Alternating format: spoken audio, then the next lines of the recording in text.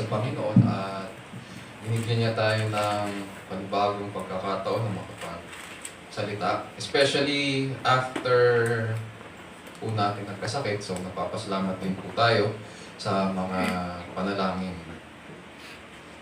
So today, magkakaroon po tayo ng bagong series. As is in previous years, sa tuwing sumasapit ang Pasko, we take on yung series na Reasons Jesus Came into the World. Hayaan niyo pong buksan ko lang po yung aking tablet at pag-aaralan para mabuksan yung pag-aaralan natin sa umagang ito.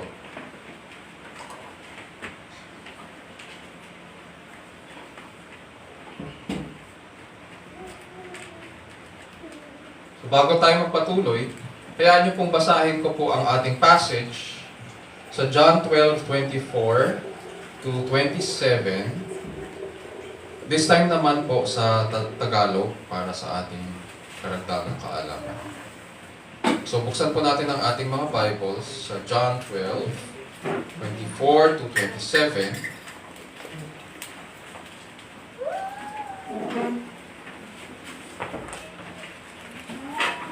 At ganito po ang sinasabi.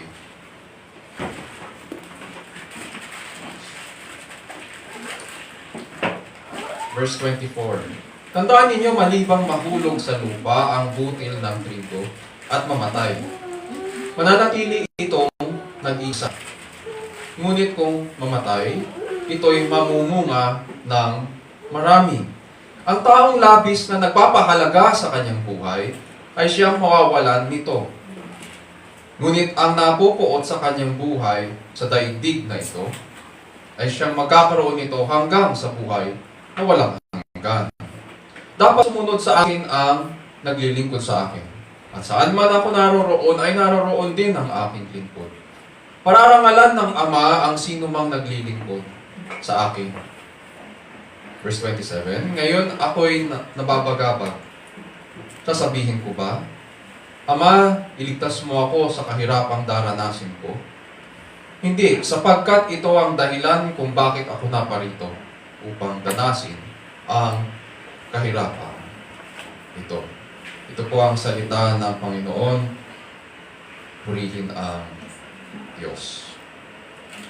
Sa pag-aaral natin ng series po ng Jesus Came into the World the reasons Jesus came into the world, nasa pang-apat na taon na po tayo.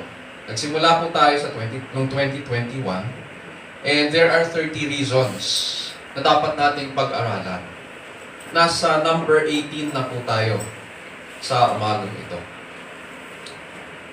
And pagsapit ng bare months, napansin ko lang habang tinitingnan ko yung mga videos natin, nung una, yung mga early videos natin, hindi pa tayo naka-jacket o naka-cardigan o may palapal o naka-sweater. Ngayon meron na. Parang feel na feel sa video na malamig na. So, pagsapit ng bare months, mapapansin po natin na, or kapansin-pansin, na maraming activities na may kinalaman sa Pasko. Sabi nga, di ba, around the world, ang Pilipinas lang ang may pinakamahabang season ng Pasko. Diba? In Christian theology, hindi po natin tuwing Pasko pinagbubunyi ang pagiging bata o sanggol ni Hesukristo. Theology ha, Christian theology. Kultura, oo. Alam natin yun. From studio IDs ng mga networks, ng ABS-CBN, ng GMA, maririnig mo sa lyrics nila yung tungkol sa pagiging sanggol ni Hesukristo. Pero in Christian theology, hindi natin pinagbubunyi yung pagiging sanggol niya. What do I mean by this?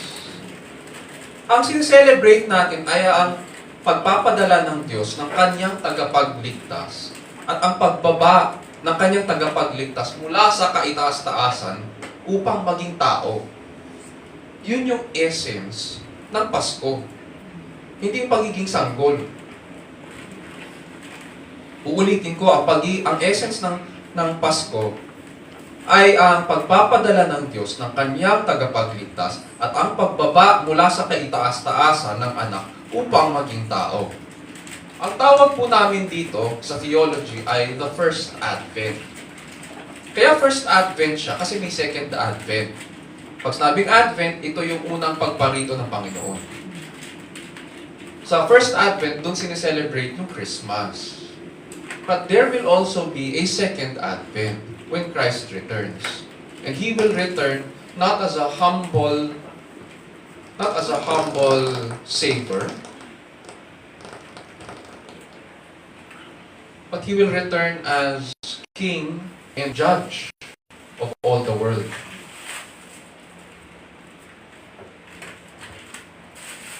Ngayon dun sa ating binasa, sige. May test? Or gusto nyo bang palitan to? Ayos lang. Ayos lang. Ngayon dito sa ating pag-aaralan, pinag-uusapan natin ng Pasko, tapos mapapansin natin pag kinumpare natin yung passage na binasa natin kanina. Bakit Pasko tapos yung passage parang may kinalaman sa kamatayan ni Jesucristo? Nais ko pong sabihin na hindi natin maaaring paghiwalayin ang kanyang kapanganakan sa kanyang kamatayan. Bagamat nakasanayan po natin sa ating kultura na hiwalay ang Pasko at hiwalay naman din ang Holy Week or Lent. Pero sa panukala po ng kaligtasan, sa panukala ng Diyos, the manger inevitably leads to the cross. The manger inevitably leads to the cross. Hindi po natin maiintindihan kung bakit kailangang bumaba o kung bakit kailangang pumarito ng dakilang salita at ilaw na nagbigay sa atin ng buhay at naging sanggol kung hindi po natin pag-aaralan ang kanyang kamatayan. And we're better to understand this through the truth of God's Word.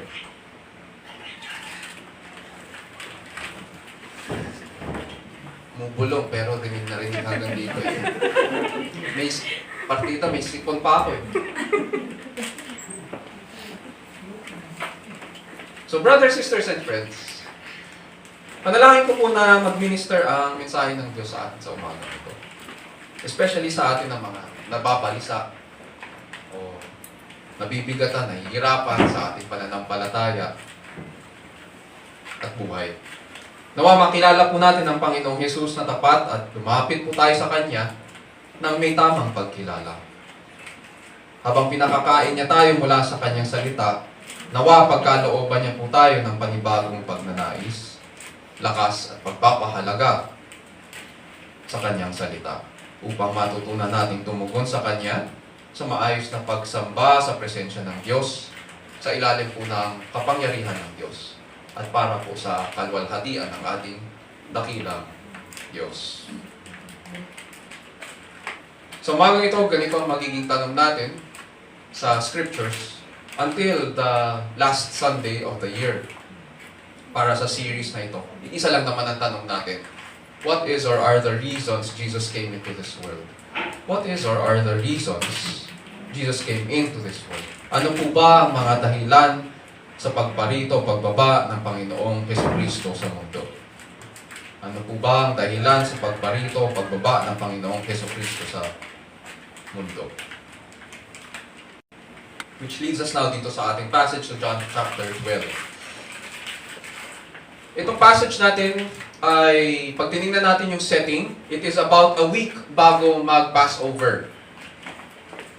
It would be around 6 days at nalalapit na ang pagtatapos ng public ministry ng ating Panginoong Jesus bago po siya dakipin ng mga otoridad. And before that happens, ang dami pong nangyari. Number 1, mapapansin natin in previous passages, muli niyang binuhay si Lazarus sa John chapter 11.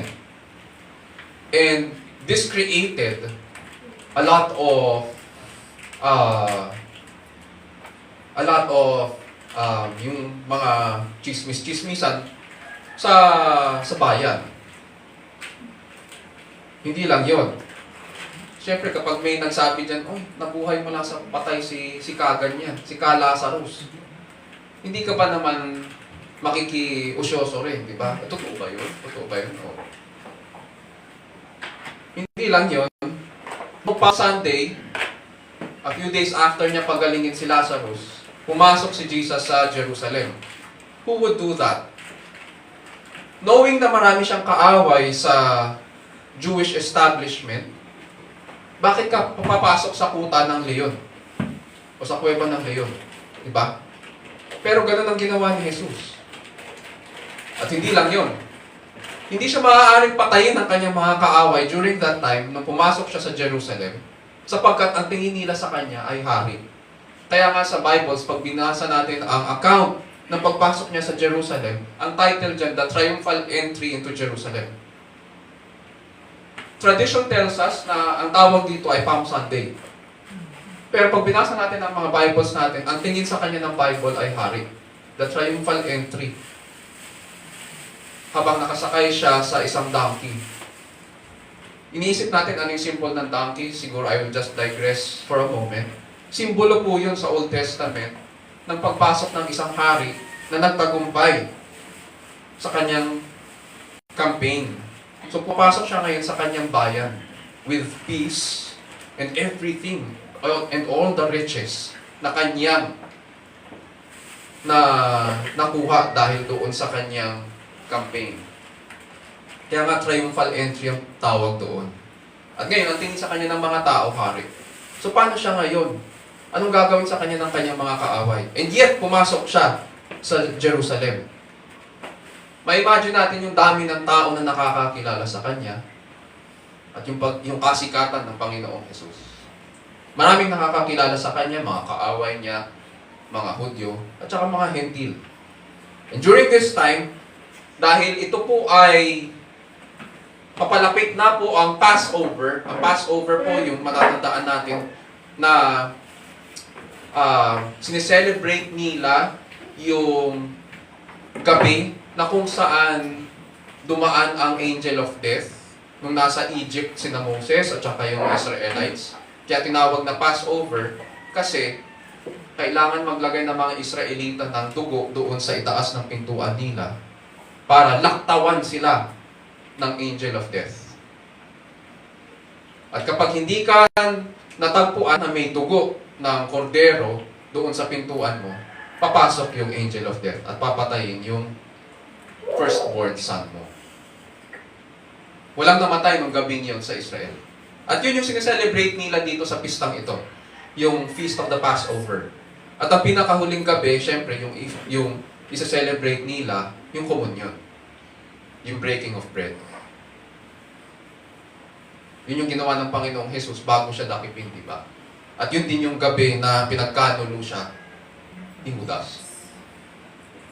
Ngayon dito,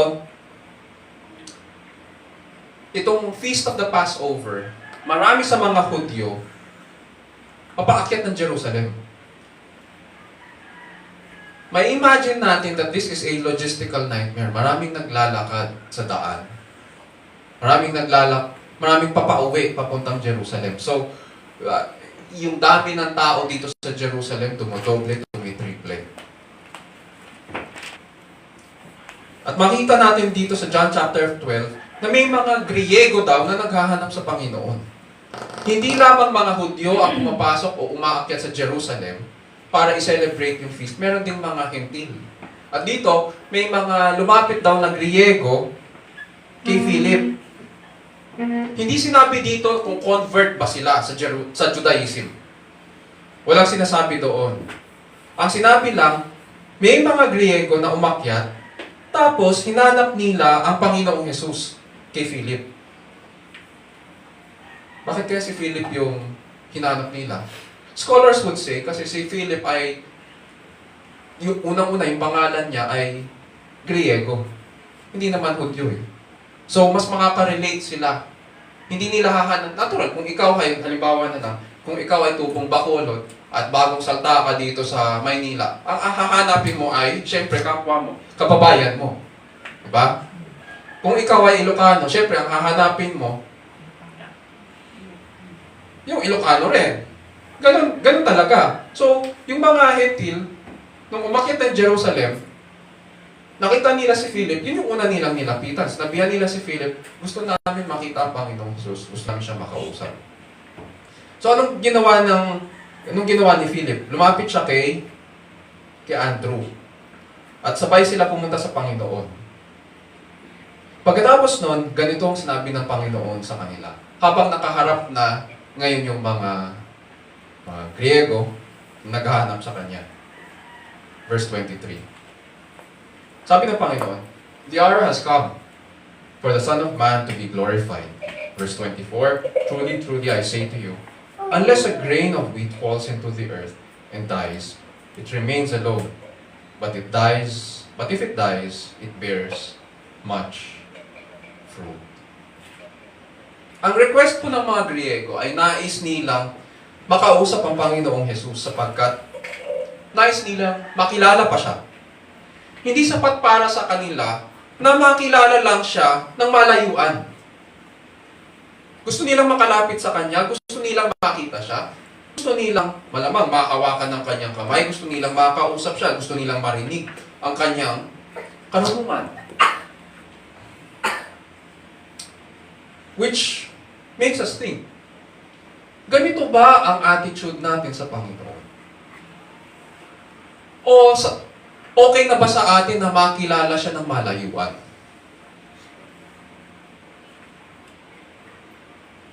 Na alam natin, sikat siya, alam lang natin na nagturo siya, nabuhay siya, namatay, ganun. Alam ko na niligtas niya tayo sa ating mga kasalanan. Pero personally, wala tayong pagkilala sa Kanya. Pero makikita natin dito, na bagamat karamihan sa mga Hudyo ay kilala siya dahil siya ay anak lang ni Jose, isang karpintero, dahil siya ay isang guro na mahilig makipaghalubilo, makipagkaibigan sa mga mababahong mangingisda at saka mga pastol at saka mga makasalanan. Pero itong mga Hentil, itong mga Griego, na nasa labas ng bayan, na nasa outer circle, na nasa considered as others, sila, hinanap nila ang Panginoon.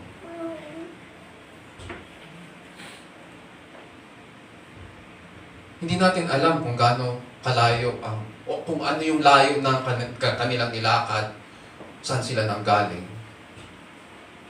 Pero sinasabi sa atin, hinahanap nila ang Panginoon. At gusto nilang makilala siya. Gusto nilang makausap siya. Pero anong sagot sa kanila ng Panginoon? Sabi ba ng Panginoon, o sige, tara. Ganun ba? Ang sagot ng Panginoon, "The hour has come for the Son of Man to be glorified." Parang ang weird, di ba? Strange. Ang sagot niya. Parang ini-ignore niya ba sila?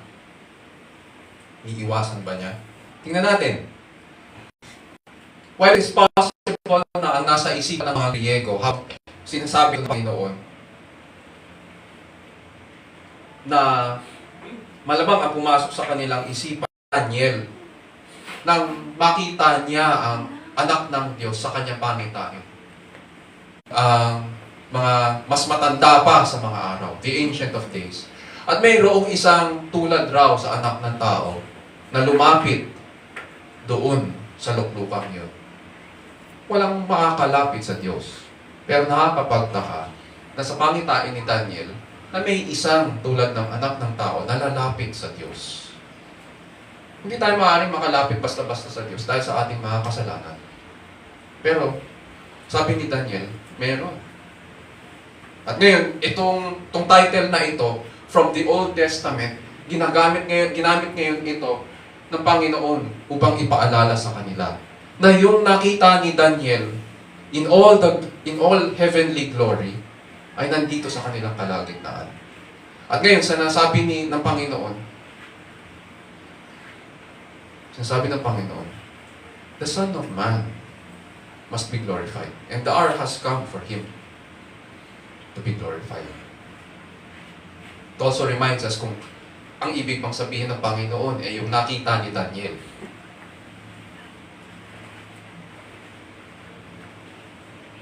Pero hindi yun ang ibig sabihin ng Panginoon. Ang ibig niyang sabihin ay yung kanyang kamatayan. Na pinaliwanag niya sa verse 24. Sabi niya, "Truly, truly, I say to you, unless a grain of wheat falls into the earth and dies, it remains alone. But if it dies, it bears much fruit." Ang binigay niya halimbawa po dito dahil sila po ay agricultural economy, ang binigay niya po halimbawa ay natutulad raw sa pagtatanim. Sino mahilig magtanim dito? Tanim na mga titos and titas na naging mga plantitas nung pandemic. May nagtaas ng kamay, pinababa ng kamay. Kaya ganun.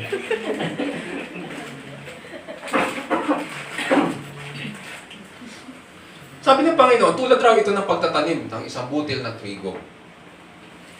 Kailangang ibaon at mamatay. Hanggat walang kamatayan, mananatili daw itong nag-iisa. Walang pamumungang mangyayari.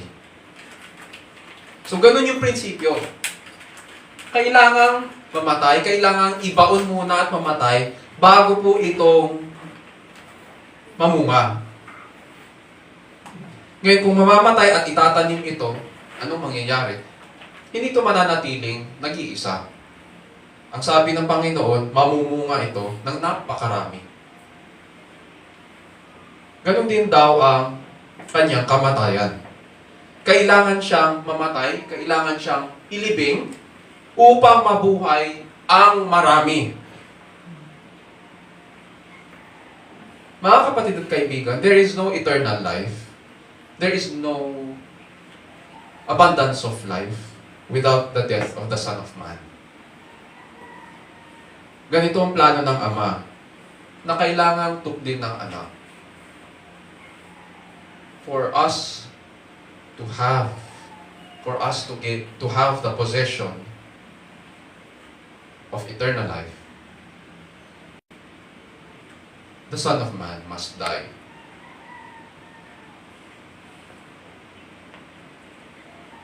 At yun yung plano ng Ama. But there's also another sense na applicable itong prinsipyong ito sa buhay natin. Natural.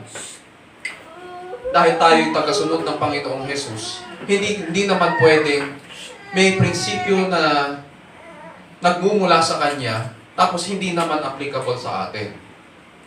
Dahil tayo'y tagasunod niya, applicable din ito sa atin. Kung ano ang buhay ng master, ganon din ang follower. Like master, like follower. Verse 25, proceed tayo. Sabi ng Panginoon, "He who loves his life, loses it, and he who hates his life in this world will keep it to life eternal." In the Bible, there is a sense in which we must love our life. And there's also a sense na sinasabi that we must hate it. Pero kailangan natin maintindihan yung mga iba't ibang nuances na ito. When the Bible says that we must love our life and take care of our bodies and all of creation, it is because sinasabi ng Bible that our bodies and all of creation is a gift from God. Diba? Pinag-aralan natin ng Book of Genesis na ang lalangin ng Diyos si Adan at ganun din ng kabababa lang ni Noah mula sa arko. Isa lang naman ang mandato ng Diyos. Diba? Alagaan ang mga bagay-bagay. Pamunuan creation.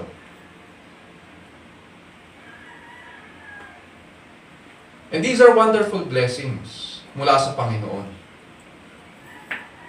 So we should be faithful stewards of God's manifold blessings. Nang bumaba si Noah sa kanyang arko, ang sabi nga ng Diyos, be fruitful and multiply and fill the earth. Kaya ako kinukote si Noah sapagkat lahat tayo nanggaling kay Noah. At yun yung blessing na binigay ng Diyos kay Noah. After the flood.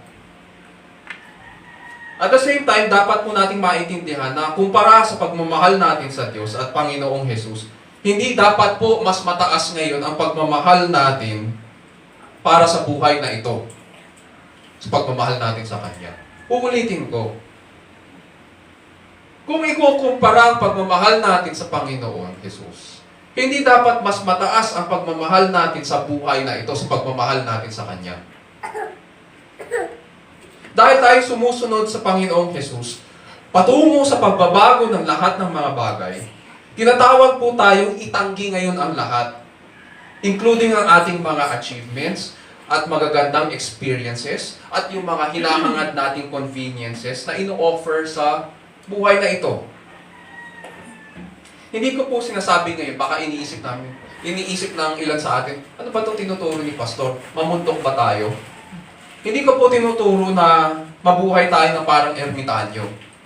Lumabas tayo, iwan natin ang lungsod, iwan natin ang buhay natin, iwan natin ang ating mga pamilya, magkanya-kanya tayo at mamuhay tayo. Mamundok tayo parang ermitanyo hanggang sa pagbabalik ni Jesus. Hindi ko sinasabi yun. Although may ilan sa church history na ganun ang interpretation dito. Kaya nga may mga ermitanyo sa church history. Pero mali.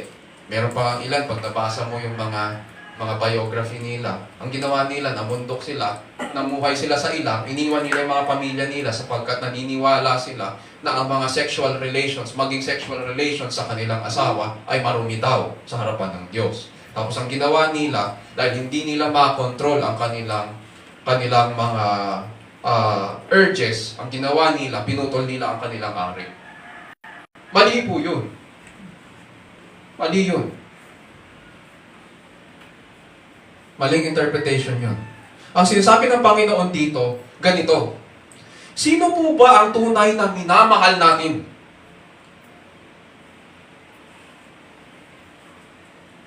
Ang Panginoong Jesus ba? Siya ba talaga ang Panginoon? O ang mundo? O ang buhay natin? Kanino po ba tayo sumusunod? Nandito ako ngayon sa crisis na ito. Alam niyo naman ang nangyari sa akin. Ang nangyayari sa akin sa office. I am torn. I am struggling. Kung paano ngayon magpo-provide sa family ko. At the same time, habang pinag-aaralan ko to, ang struggle sa akin is, ano ba ang requirement sa akin ng Panginoon? Do I trust Him in this? Do I love my life more than Him? Ano ba? Dahil sumusunod tayo sa Panginoong Jesus, bakit natin hahayaan na maging hadlang ang buhay sa pagsunod sa pinakamamahal natin na tagapagligtas? It's all about priorities. Sinasabi natin na committed tayo sa Panginoong Jesus. That's well and good. Pero how do you prioritize? When push comes to shove, the question is, how do you prioritize? Sino ba ang number one? Sinasabi sa atin ng commandments, love the Lord your God with all your heart, with all your soul, with all your mind, with all your strength. But in relation to our lives and to the world, how does it look like? Sabi ng Panginoon, hate the world. So the question is, do we hate our lives in this world? And are we willing to lose it for the sake of Christ? May sinabi po si John Calvin, isa sa mga kilalang reformers noong 16th century at saka isa na rin sa mga favorite theologians ko. Sa kanyang commentary on the book of John, sabi niya, because believers ought cheerfully to lay it down, pakinggan natin, minsan sabi niya, when it retards them from approaching to Christ, just as a man when he wishes to make haste in any matter, would shake off from his shoulders a heavy and disagreeable burden. Dapat daw ganun ang turing natin sa buhay natin. Na parang isang pabigat na humahadlang sa atin na lumapit kay Kristo. In short, to love this life is not in itself wrong, provided that we only pass through it as pilgrims, keeping our eyes always fixed on the object, our object. For the true limit of loving life is when we continue in it as long as it pleases God, and when we are prepared to leave it as soon as He shall order us. Or to express it in a single word, when we carry it, as it were, in our hands and offer it to God as a sacrifice. So when God requires us to live our lives, we should be ready to lay it down. So sino po ba ang tunay na minamahal natin? We continue to love our life as long as it pleases Him, and we should be willing to lay it down to glorify Him. Ganyan po ang tawag ng isang mabuti at tapat na tagasunod ni Kristo. Sabi pa niya, sapagkat ang taong labis na nagpapahalaga sa kanyang buhay ay siyang mawawalan nito. In the final analysis po kasi, by keeping our lives, by making it more important than Christ, pinakita mo kung alin talaga ang priority para sa iyo. Kung ano talaga ang mahal mo at mahalaga para sa iyo. In this life, pag pinakita mo na paulit-ulit mong tinatanggi si Kristo sa buhay na ito, hindi natin matatamasa ngayon ang buhay na walang hanggan. Obviously, kasi ang priority mo ay yung buhay na nandito. At hindi yung inilaan niya para sa mga nagmamahal sa Kanya. O mukhang lumalabas, sinasabi mo na mahal mo siya, pero you're simply paying lip service.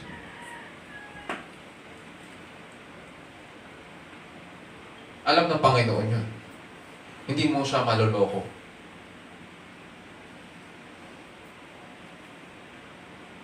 Sabi pa niya, ngunit ang napopoot sa kanyang buhay, sa kanyang buhay sa daigdig na ito, ay siyang magkakaroon nito hanggang sa buhay na walang hanggan. Ulitin ko. Ngunit ang napopoot sa kanyang buhay sa daigdig na ito, ay siyang magkakaroon nito hanggang sa buhay na walang hanggan. Mapapansin natin na kung ano yung attitude ng Panginoon ukol sa buhay, ganun din dapat ang attitude ng mga tagasunod niya. The cross first before the glory. Uulitin ko, the cross first before the glory. The best way para maingatan daw natin ang ating buhay, sabi ng Panginoon, at matamasa ang buhay na walang hanggan, ay pakawalan ito.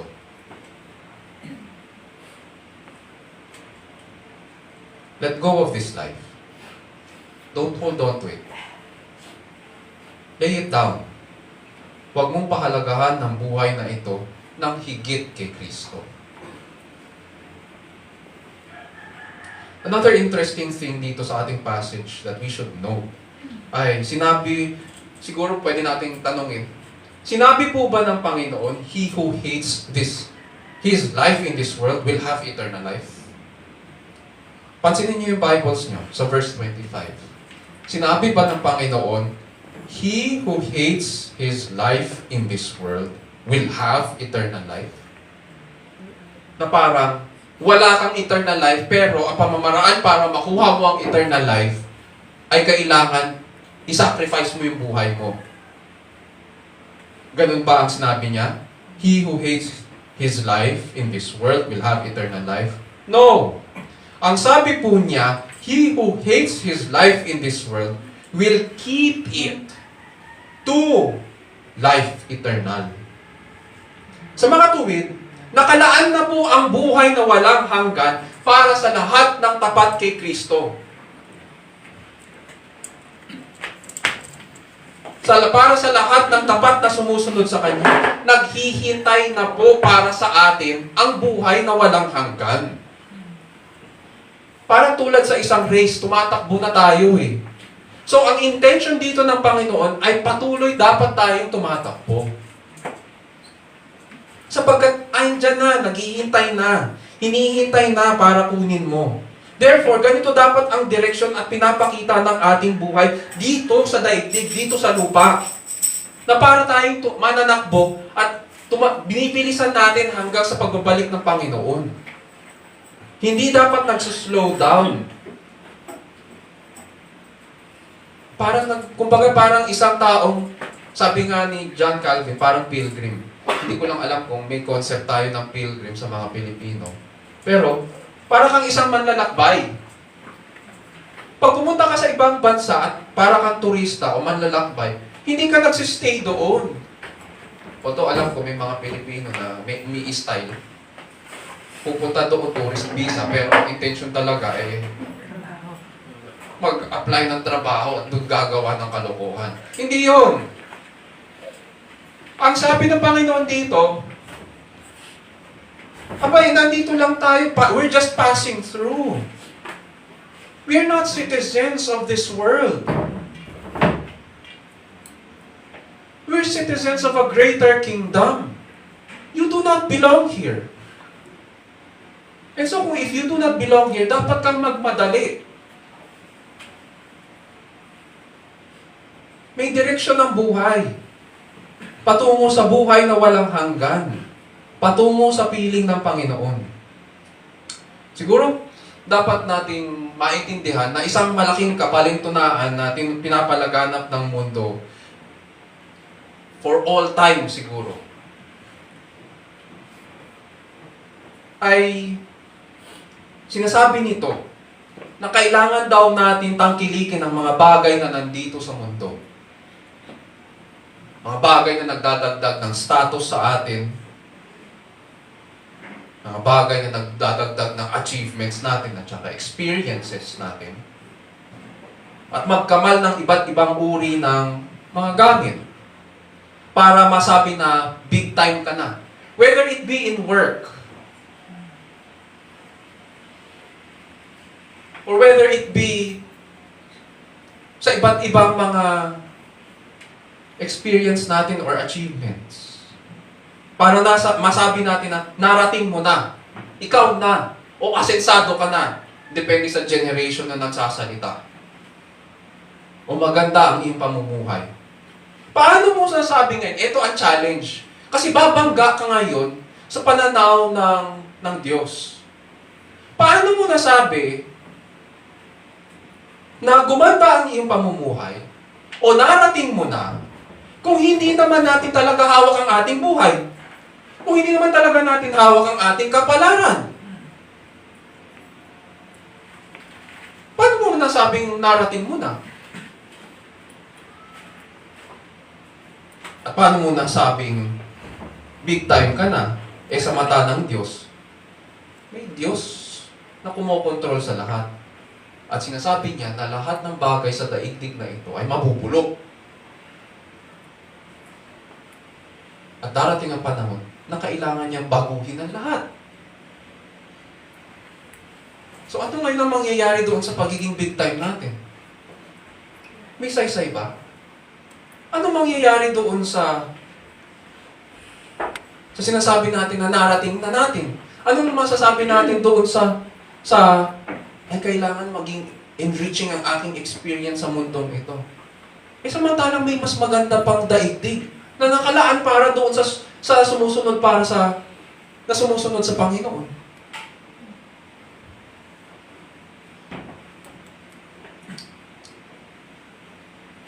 Sumali ako sa isang group sa Philippines na yung travel club. Post nila ng post. Gusto ko lang i-share ang aking experience. Puro experience nila. O sige, ganyan-ganyan. Tapos, Boracay. Tapos kung saan-saan sila. Gusto mo lang ba talaga i-share yung experience o gusto mong inggitin yung iba? Diba? Those are two sides of the same coin. Samantalang merong mas nakalaan na mas magandang creation ang Panginoon. All of this we see around us is subject to corruption. So bakit ka kakapit dito? Bakit ang higpit ng kapit sa mundong ito samantalang ito ay mabubulok lahat? At kailangan baguhin ng Panginoon pagbalik niya.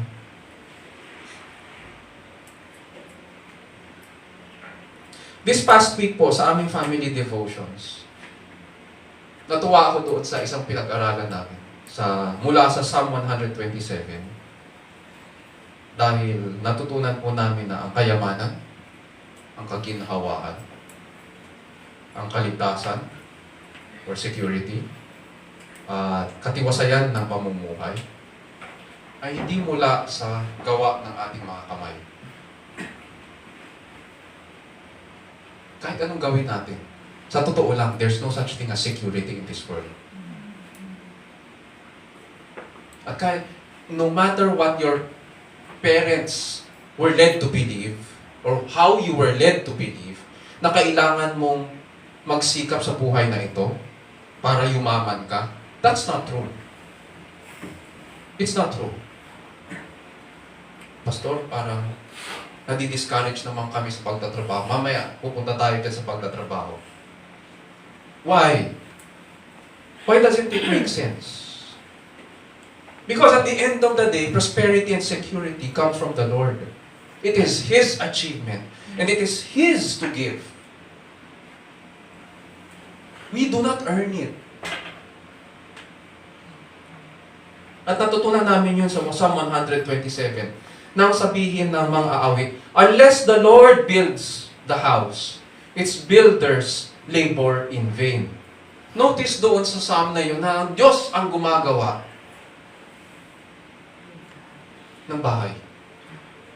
At hanggat hindi siya ang nagtayo nun, hanggat hindi siya ang naglagay ng mga foundations at nagtayo ng bahay, walang silbi yung skill natin sa pagtatayo, sa pagplano.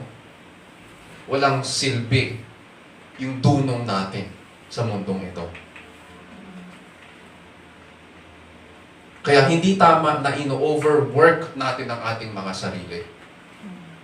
Inaabuso po natin ang ating mga katawan at nag-uubos tayo ng oras sa pagkabalisa na parang tayo ang may pag-aari ng mundong ito. At kontrolado natin ang mga bagay-bagay. Kapit na kapit po ang ilan sa atin sa buhay na ito. And that the irony is that we want to keep our lives and live eternally without God. Alam naman ng Panginoong Jesus, we want to keep our lives. Kaya nga niya sinabi yun eh. Hindi niya sinabi na don't keep your life. No. Sabi niya, whoever wants to keep his life, he knows and recognizes that that is our need. Kaya nga niya sinasabi sa atin, ito ang tama. We want to keep our lives and live eternally, but without the giver of life. Hindi pwede yun. Kung ganito ang buhay natin, sabi ng Panginoong Jesus, we will lose it. In the end, walang matitira. At mapapahamak pa tayo. Mapapahamak pa tayo. John 3:16. Diba?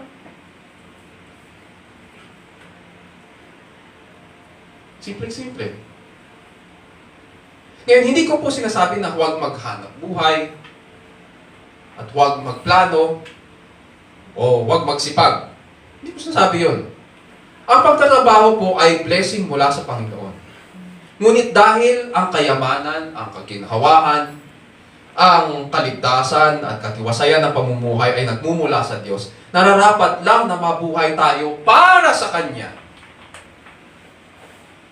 Bilang paglilingkod sa Kanya, eyes on Him. Hindi eyes on, nasanay tayo, eyes on the prize. Pero yung prize na yun, bagay pala sa mundong ito. No! Eyes on the one who gives the prize. Eyes on Him alone. Siya ang number one. Hindi ang ating mga pangarap, hindi po ang ating mga achievements, hindi po ang ating mga experiences in this world. If God gives us, kung bibigyan niya tayo ng iba't ibang experiences sa pag-travel, o iba't ibang experiences sa pag-aaral, good. Pero hindi tama na ginugugol natin doon natin binubuhos ang oras at panahon at buhay natin na parang yun na lang, yun at yun na lang. Ginagawa natin number one yung mga bagay na yun. That is not number one. It is interesting dito sa ating passage na ang salitang life eternal ay hindi lamang nangungusap ng tagal ng panahon. Pag iniisip kasi natin ang eternal life, binibilang natin gaano katagal ba ang eternity. 100 years, 200 years, or hindi mabibilang. In terms of quantity, iniisip natin ganon. Pero, in the original language, ang salitang life eternal, tanggalin muna natin yung eternal. Yung salitang life dito, ay napakaganda. Sapagkat ang pinag-uusapan dito ay yung uri ng pamumuhay o yung katangian ng pamumuhay na yun sa piling ng Diyos. Ngayon kasi kung mamuhay ang tao, nakikita ba natin ang Diyos? Hindi. Bukod doon, tayo ba ay malinis sa harapan ng Diyos? Nilinis tayo. Pero makasalanan pa rin ang tao. So, namumuhay tayo ng nawalay sa Diyos. Hiwalay sa Diyos. Ganun ang tao ngayon. Pero there will come a time na yun yung sinasabi dito sa salitang life eternal. There will come a time na mawawala na yung pagkawalay na yun. And so, ang pinag-uusapan dito ay yung quality of life sa harapan ng Panginoon.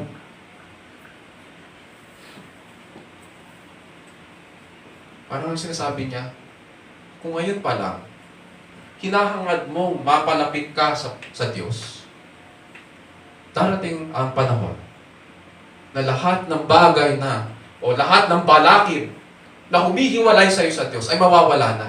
It will be that kind of quality of life. Ganon kaganda yung buhay na yun. And it will be for eternity. Ito ang kanyang hinanda para sa atin na nagmamahal at sumusunod sa Kanya. Dalawang principles ngayon ang makita natin dito sa verses 24 to 25. Number 1, death must happen first before there can be life. Death must happen first before there can be life. And number 2, we must die to ourselves and our lives so that we can keep it to life eternal. We must die to ourselves and our lives so that we can keep it to life eternal. Hindi ko sinabi, so that you can have eternal life. Nandyan na yan. Ikaw ay sumusunod kay Kristo, nandyan na yan. But for you to be able to experience eternal life, bigla akong natandaan, yung panalangin ng Panginoong Jesus sa John chapter 17. Sabi niya, and this is eternal life. Habang kausap niya yung Ama. And this is eternal life, that they may know you. Eternal life begins here by knowing Christ and the Father. Eternal life begins here. And hindi natin ma-experience yung eternal life if we do not die to ourselves and to our lives. It's already there. Ang isang tapat na tagusunod ng Panginoon ay sumusunod sa Panginoong Jesus. Saan man siya magpunta. Gustong-gusto ko yung kung matatandaan natin yung simula doon sa binasa ni Brother Ronel, tapos doon sa introduction ni AJ. Anong sabi ni AJ kanina? Kadalasan, kapag pinag-uusapan natin ang isang tapat na tagasunod, ang pinag-uusapan natin ay lumalakad siya, sumusunod siya sa Panginoon. Pero anong tinakil ni AJ? Yung damdamin. Ano yung hinahangad niya? Ano yung hinahanap-hanap niya? Dito sa ating passage, ibang anggulo naman ang pinag-aaralan ng pagsunod. Ang pinag-usapan natin dito, ano ba ang binibigay ngayon ng Panginoon sa mga tapat? Dahil ito yung challenge niya. Ano ngayon ito para sa'yo? Ano ngayon yung pagpapala na naghihintay? Sabi niya, verse 26, "If anyone serves me, he must follow me. And where I am, there my servant will be also. If anyone serves me, the Father will honor him." So dito, sinasabi ng Panginoon, ang mga tapat ay sumusunod sa Kanya, at kung saan man siya magpunta, nandoon din sila. Interesting, ano? Pero saan papunta si Jesus? Saan siya papunta? Sa kamatayan.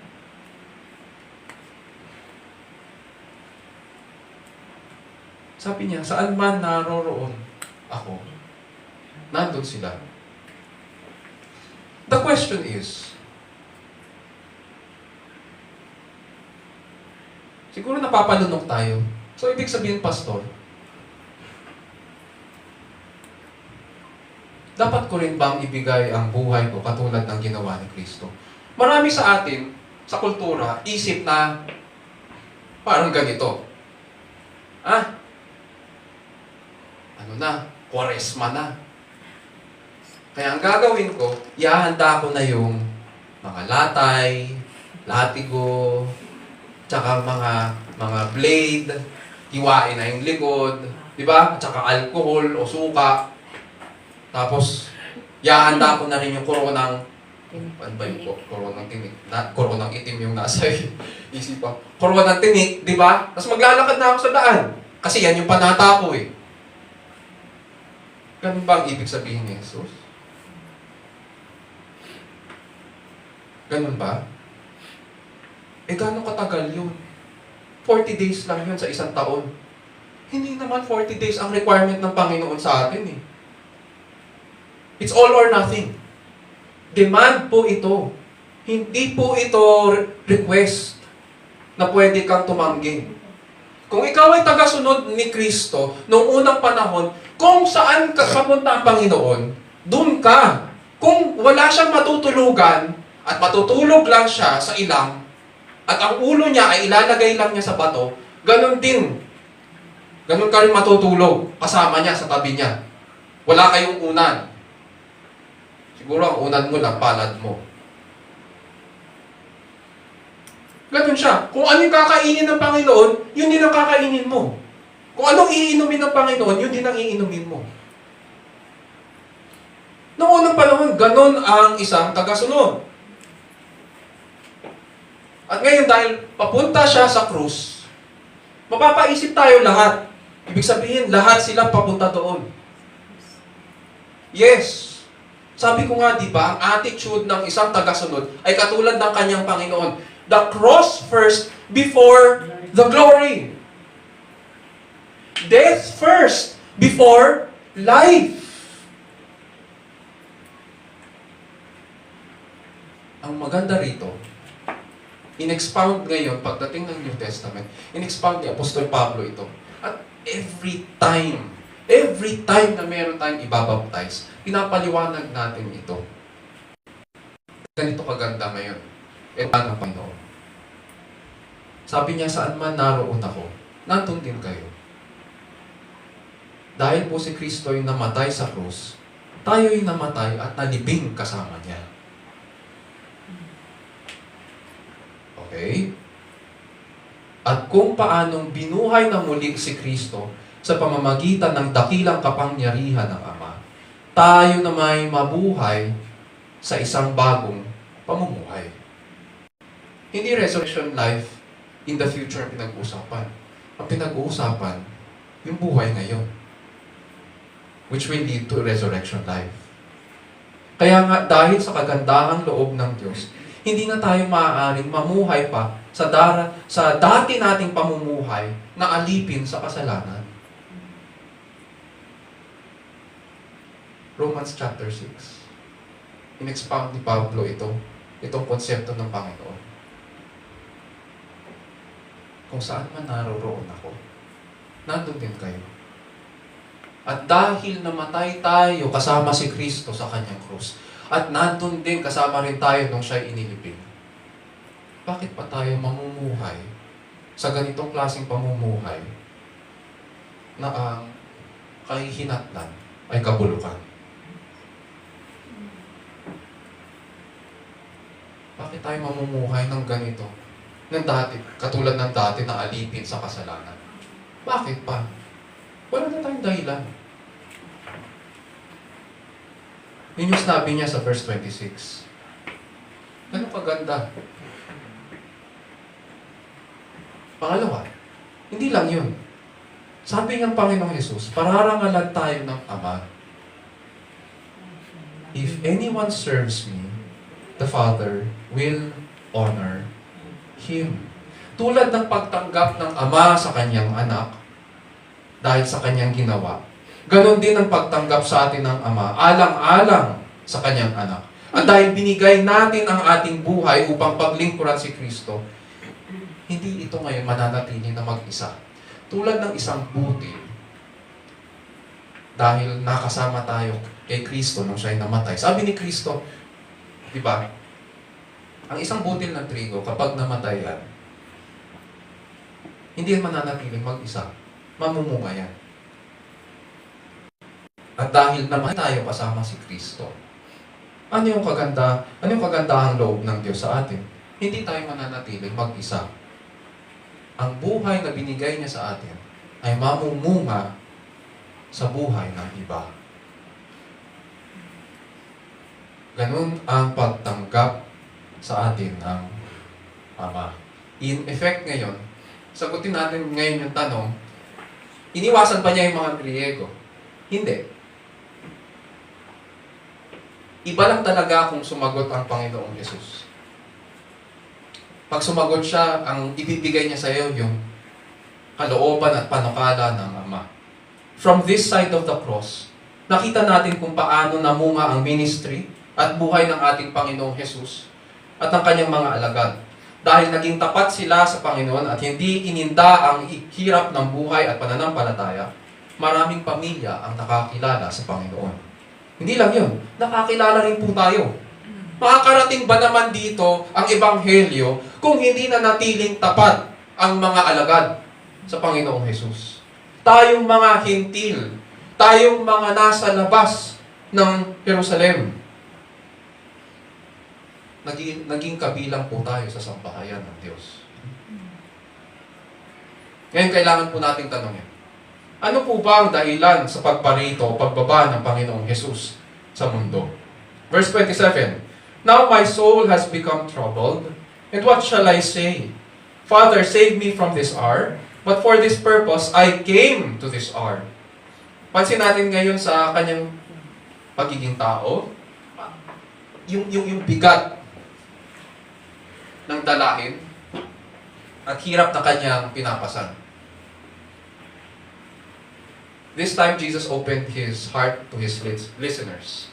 Sabi niya, shall I say, Father, save me from this hour? Ibig sabihin, hinado siya. Naiisip niya yung bagay na yun. Baka sasabihin ko ba, mananalangin ba ako sa Ama na kung maaari? Huwag na lang akong mamatay. Aminado siya. Sa kanyang pagiging tao, nababagabag siya.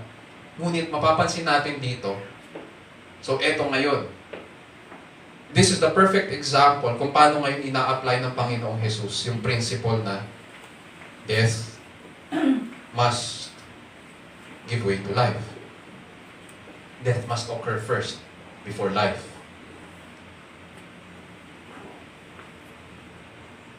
Mas mabigat at mas mahalaga ang purpose kung bakit siya pinadala ng Ama, kung bakit siya naparito versus His life. Anong sabi niya? For this purpose, I came to this hour. Resolved po siya na ibigay ang kanyang buhay, na mamatay upang ito'y mamunga sa marami. In summary, mga kapatid, dapat nating tandaan, one death must happen first before there can be life. And number two, we must die to ourselves and our lives so that we can keep it to life eternal. Ang isang tunay na tagasunod ni Kristo ay tapat na sumusunod kay Kristo at nabubuhay para kay Kristo. Dahil naiintindihan niya na hindi maaaring paghiwalayin ang kapanganakan ni Kristo sa kanyang kamatayan. This is the reason Jesus came into this world. Jesus came into this world to die. Isa puso natin ang mga bagay na ito at purihin natin ang ating dakilang Panginoon. Ay manalangin.